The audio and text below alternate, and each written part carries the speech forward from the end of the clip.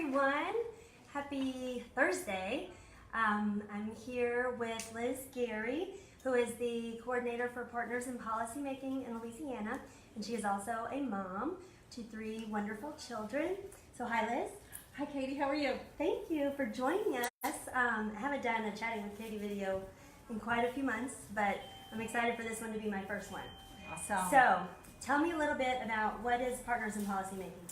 So Partners in Policymaking is a national leadership training program that originated in Minnesota back in about 27 years ago. Louisiana's had a year after Minnesota started it. And basically it was started by the Minnesota Developmental Disabilities Council as a program to train parents of young children with developmental disabilities and individuals with developmental disabilities on how to be systems change advocates. So our program here in Louisiana is funded by the Louisiana Developmental Disabilities Council, and it's fully funded. It's free to parents of young children with developmental disabilities and individuals with developmental disabilities. And basically what we do is we bring you to Baton Rouge for 6 months out the year starting in June, and we train you on the most January, excuse me, yeah. and train you in the most up-to-date information on what's going on in the disability world. So you don't stay in Baton Rouge for 6 months, right? No, you come on a Friday at noon and you stay till Saturday at 3. Okay, so you go 1 time a month. Correct. And it's almost all weekend. Yes. It's Friday afternoon until Saturday. At 3. At Correct. 3, yes, yes. And the weekends we provide you with training pretty much from 12 to 9 on Friday with a break for dinner from 6 to 7. And then on Saturday we're there from about 8:30 till 3 and we have lunch. The dinner is provided, the lunch is provided, double occupancy is all paid for by the Louisiana Developmental Disabilities Council through a federal money, as well as we provide you with respite if you do not have a waiver. So if you need to have somebody watching your child for that weekend, we can provide you up to $100 for the weekend so that you can attend. And we also obviously provide the presenters, and we'll also cover mileage. Wow. So if you were worried about wanting to apply for Partners, but you were worried that you would have to come out of pocket for so much money, you don't actually. No. Yeah, because it's free. It's fully funded and free to those who apply if they're accepted, and it's a great opportunity to learn an enormous amount of information in 6 months to be part of the systems change so that you can join forces with us, whether it's working for a family center, whether it's working for the advocacy center, whether it's working for LSU HTC, any of the groups, or even any nonprofits, or even serving on boards and commissions. It gives you the tools needed to be able to be an effective participant. Yes. So what exactly is systems change? Systems change is when you're changing it for an entire system. The focus is not only on yourself or your child, it's to change in a system. So in other words, when you were to go in and change something for your child, let's say it was an educational thing in an IEP, you're only going to change you would hope that it would change your child plus the ones that come behind. It doesn't necessarily do that. So sometimes you have to get to legislators at the state capitol or the federal delegation. Sometimes it's school board members. Sometimes it's just administrators to change something in a school system. So I mean, even within a school can be systems change. It's anything that will impact a large group of people and not just one individual. Right. Because sometimes we have parents call and they'll say, well, I'm not an advocate. And it's like, you calling us right now, expressing your concern about whatever issue it is, that makes you an advocate. So an advocate is basically just someone who has a passion or a heart for an issue and they're trying to do something about it. Trying to make a change. Right, whether it's going to make a change, whether they're vocalizing on Facebook or Twitter or wherever, the issues going on, they're advocating for that. Correct. And so systems change means you're not just advocating for your child, you want to advocate for everyone so that something will happen because of that. Correct, so, the systems. A lot of people are telling us hi. Hi guys. Okay, so it's free. It's 1 time a month for 6 months. Correct. And who are you trying to target? Like when you to apply. Oh, to apply. So what we would love self-advocates, those individuals out there who want to have a voice for themselves. We're also targeting parents of children with developmental disabilities. We know that there's a long road ahead for parents to be advocating for their children, whether it's in the school system, whether it's in the developmental disability world, anything that relates to individuals with disabilities. We need systems change advocates. We need more people trained in how to be effective leaders and effective advocates, and this program does exactly that. That was the point when Minnesota did this many years ago. They saw that when a mother came up and testified before her particular legislators, she was more powerful and impactful than all the ones that were trained in it, because she spoke from the heart. She told her story, and our stories are important. What we endure and deal with every day is our story, and no one can tell us we can't know our story. And so that's why it's important to be empowered and be able to share that, and so we can make change. Yes. So it's a variety of issues or topics that you will be educated on. So like in January, what issue or topic do y'all discuss? So in January, we talk about the history of disabilities. We go back to where we've come from, where we're going, where we've come from, where we are, and where we hope to go. Very important to see how far we've come. We still got a long way to go, but we've come a long way also, so it's good to know that. And then in February is inclusive education, so we train on what's good and what you should be doing to make sure that IDEA, Individuals with Disabilities Education Act, is being implemented through the IEPs, and how we can make change for those specific individuals. Yes, and then it kind of March was one of my favorites, just because I have a passion for this. But what was March? March was legislative session. So this particular time, we teach you what you need to know about the legislative process, what LACAN is, Louisiana Council's Advocacy Network. And so we teach you with how that impacts our state and what we advocate for, what our agenda is each year. And then we give you a topic for you to write about, and you actually present your own testimony to your class and to others who come in attendance to get the feel of what it is to share your story. Yes, it's awesome. And then it just kind of goes from there until June, when you have a graduation, right? Correct. And we encourage you at that point to go out and work for systems change, get on boards and commissions where you can start small, being a part of that change, and work your way up to being an advocate in the state, being an advocate at the federal level. Yeah, a lot of partners graduates in the past, they might have had a job that was in one field when they went through partners, but then when they graduated partners, they realized they had a passion for helping people with disabilities in a variety of ways, and they get a new job because partners activated that passion in them. Correct. It's like you leave partners and you want to just go and change the world.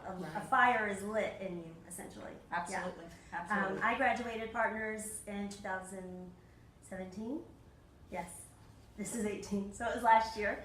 And there was just a class that graduated in 2018, and so now y'all are taking applications for the class of 2019. Right. And when is the application due? So the application is due before September 30th, so you can find that online. We'll put a link in the comments. Okay. It is on the Louisiana Developmental Disabilities website, laddc.org, under initiatives. But there it's an online application, or if you don't have the capability for that, you can print out the application and either fax it or mail it in. But the deadline, September 30th, is the final deadline. Right after that, we have a selection committee process where myself, some of the council staff, as well as council members meet to discuss. We have former Partners graduates that work together, and we all go through the applications to determine those who will be selected for the class of 2019. And they'll let them know? Yeah, we'll let you know by letter, email, by at least the middle of November. Yes, because classes start in January. That's correct. Yes, it's very exciting. So a few people that have graduated from Partners gave me a comment basically about what Partners meant to them. And so I'm going to read just a few. So Bambi Palazzola is a graduate from 2007, and she is the Executive Director for the Governor's Office of Disability Affairs. So that's amazing, right? So she says, I'm a 2000 Partners in Policymaking graduate. Partners was nothing short of life-changing for me. I learned so much about systems change advocacy in the class and was empowered that I could be a catalyst for change. I'm sorry. Kim Basil She said, I'm a 2018 graduate. Hey, Cam. She's also a board member for Bayou Land Families Helping Families. And she sits on the DD Council. Yeah, she does. Yes, she does a lot. It was truly life-changing for me being a mom of a beautiful 11-year-old with developmental disabilities. She said, if you are the parent of a child with DD or a self-advocate, please consider this 6-month class. Amy Donarski, who graduated in 2014, she lives in Livingston Parish. She said, just like everyone else that's posted, partners will change your life. Everybody says that, and then you kind of think it's kind of cliche, but then when I went through it, I was like, it's life-changing, because it really is. It changes everything, your perspectives, the way you look at things. She said, my partner's sisters, I guess there were no men in her class, and mentors are with me always. They are my lifeline, my redirection, my sanity, my shoulders to lean on, my voices that tell me when I need a break, my teammates, my everything. Because your partner's classmates that you go through, you spend so much time with them, you become like family. Yep. You create really strong partnerships. 2 more. Stephen Wynn from Jefferson Parish said, Partners in Policymaking has given me the tools and knowledge to better advocate for myself and others and help me better understand the importance of systems advocacy and how it has a profound impact on the world. As an added bonus, I have met some amazing people along the way. And Stephen is a self-advocate who works for CSHS. So that's awesome, Stephen. And then Carmen, is it Setner? Yeah, Setner from Lafayette. She said, my kids were 4 and 2 when I did Partners, and they have autism and developmental delay. And it was definitely a sacrifice to leave them for those weekends. But the knowledge that I gained during my time away has paid me back tenfold. They are a little older and in school, and I can much better navigate their rights, services, and school policies than before Partners in Policymaking. I feel like I'm making a difference for my kids and for others. And Carmen is also a DD Council member too. So those are just some input from other graduates, because it does seem like a sacrifice and you think, oh, I just can't do that, I can't leave my kids. But if you have family, or if you need to hire a babysitter or something, it's so worth it. So worth it, don't you think? No, absolutely. And one of the things she said about forming the friendships and becoming like family, one of the things I've always said is not only did I say the program is life-changing and people laughed at me until after they finished, I also say knowledge is power. The more knowledge you have, the more powerful you are, because you're able to talk and present what you're dealing with and going through. And I lost my train of thought on the other one. About the family? The partnerships that are created and the friendships that form, that you become. I form their own little Facebook group so that it's only them, and they're able to share with each other back and forth questions and answers and things and trials and tribulations. It's really good. But they know that they have those people at any point in time to lean on, and we have to surround us with people who understand it, and that's what Partners does. It helps you be within a room, in an environment every weekend with a group of people who get it, believe it, cry with you, laugh with you, share with you. It's very important. And then when you go to your last class in June, you start mourning because you don't want it to end. Yeah. And we all say, no, what are we going to do in July when we don't have to go to class? But then you just make time to see each other outside. So does anybody have any questions? We have a few people watching. If you have questions, just type it in the comment and Liz will answer them. So lastly, I wanted to talk about people first language. Many people aren't aware of what people first language is, and it is a way of life pretty much. When you adopt the notion of people first language, you just kind of live by it, and then when you see someone not using people first language, you just kind of go like, ooh, like something is in you, and it just kind of hurts your heart. So can you explain what people first language is? Basically, people first language is making sure you put the first in first before the disability.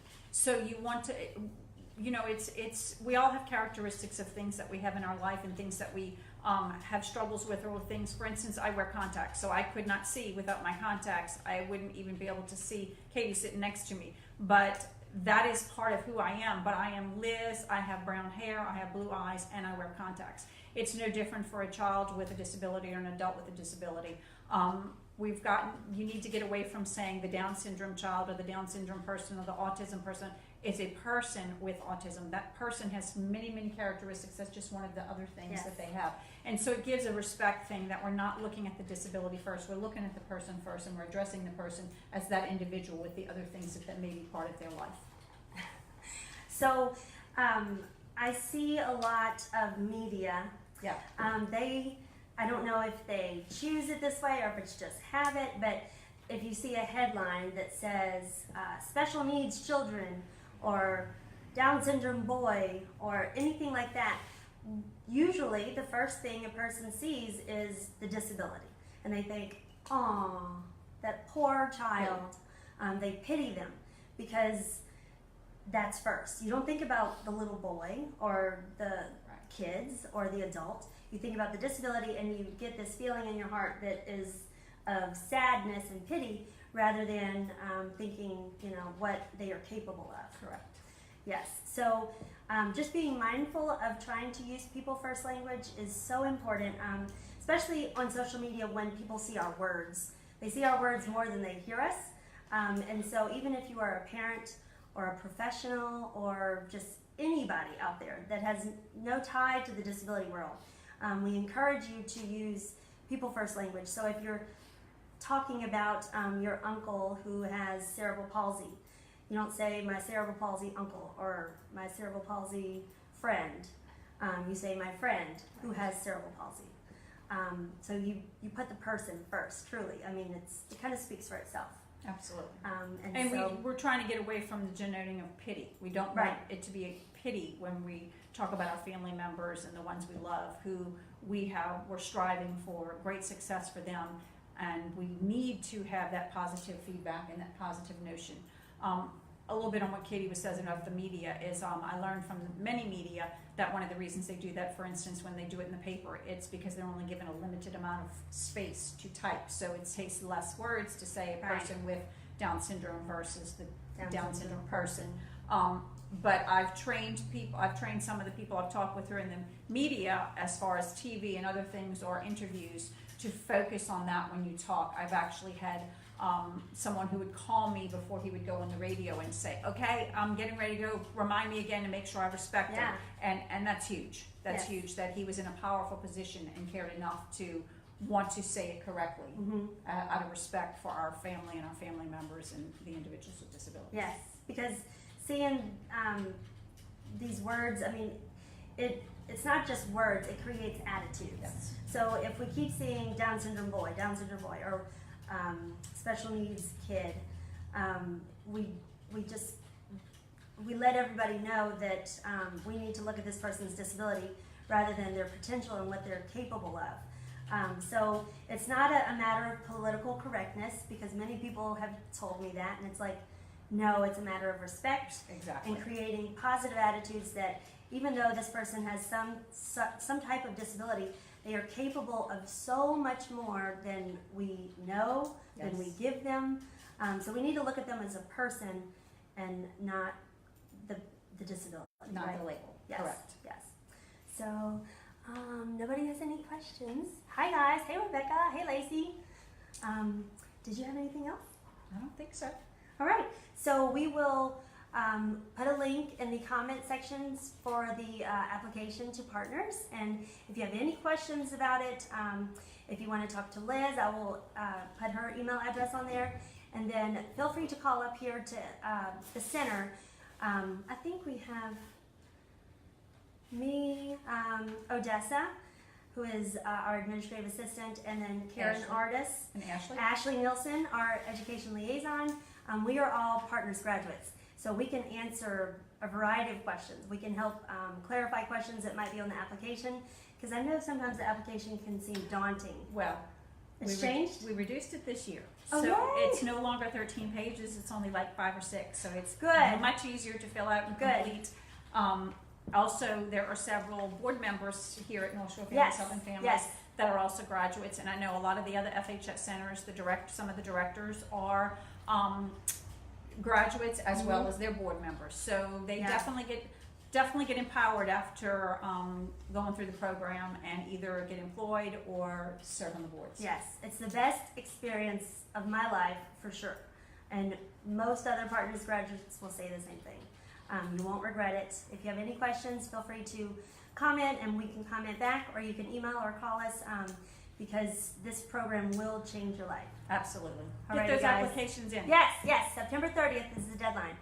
So you've got a month. Yes. Today's August 30th. Yes, and we want dads too. We've had dads in the past, and that's awesome. We've had moms take the class, and then the next year dads. So it's been very, very powerful. Yeah. Imagine both mom and dad being on the same page when it comes Yes. to advocacy and needs and things like that. So it's extremely powerful to see both of them do that also. Yep. And So, if you know someone, an adult with a developmental disability, encourage them to apply, because they can learn effective advocacy techniques for themselves and for their friends and peers. absolutely. So, Absolutely. all right, guys, thank you, Liz. Awesome. Thank you, Kate. All right, guys, if Wonderful. y'all have questions, feel free to comment or email or call us, okay? Bye, guys. Bye.